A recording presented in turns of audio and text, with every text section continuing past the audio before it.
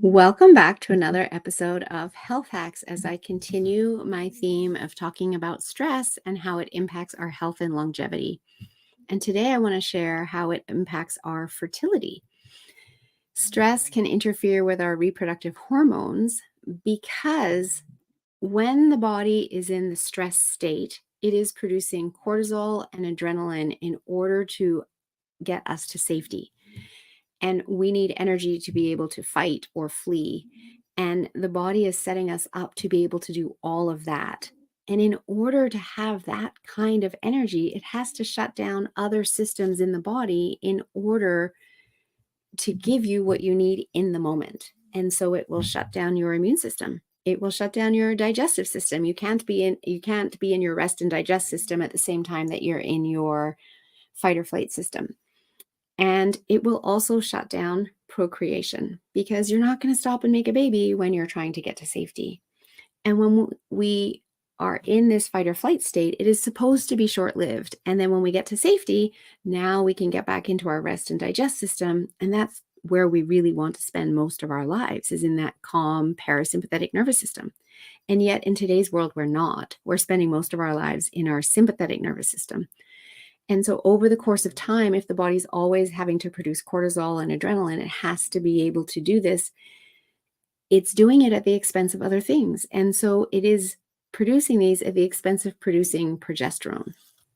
And without progesterone, we can't actually hold on to a pregnancy because we need that progesterone in order to create the lining of the womb. And as a result, our fertility and our ability to hold a pregnancy is negatively impacted because of the stress that we are under. And so if that's you, look at the stress in your life and look at what you can be doing in order to balance that out. There are some stresses that you can't do anything about. However, there are other stresses that you can control and steps you can take to mitigate them. And one beautiful way to really calm the nervous system is to spend time in nature, taking walks in a local park, enjoying outdoor activities to rejuvenate your mind and body, planning to get out for hikes close to home on the weekends. Just a little bit of time in nature where you can go for a walk, sit on a bench, close your eyes, gaze up to the sun, breathe deeply, listen to the birds, listen to the wind in the trees, notice the different colors in nature. All of these things help to calm your nervous system. And you'll notice that the moment you step into a beautiful natural surrounding, that very soon after that, you'll feel the stress leave your body.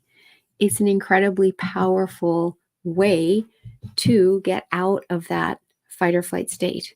And throughout this series on stress, which started back at episode number 445, and we're now 10 episodes in, each episode gives you different tools that you can use to calm your nervous system. So check them out. See what works for you, because not everything will work for everyone. Find one that works for you. And if you need support with your fertility, please reach out, melissa@yourguidedhealthjourney.com. We can certainly run labs to determine the state of health of your body right now, where your hormone levels are at, where your cortisol levels are at, where your mineral levels are at. Is your body healthy enough to sustain another life? And we want to make sure that you are as healthy as possible so that you can, and so that you're not becoming deficient throughout those months of pregnancy. So reach out, melissa@yourguidedhealthjourney.com. I would be happy to help you get into your healthiest state so that you can have a wonderful, happy, healthy little bundle of joy down the road.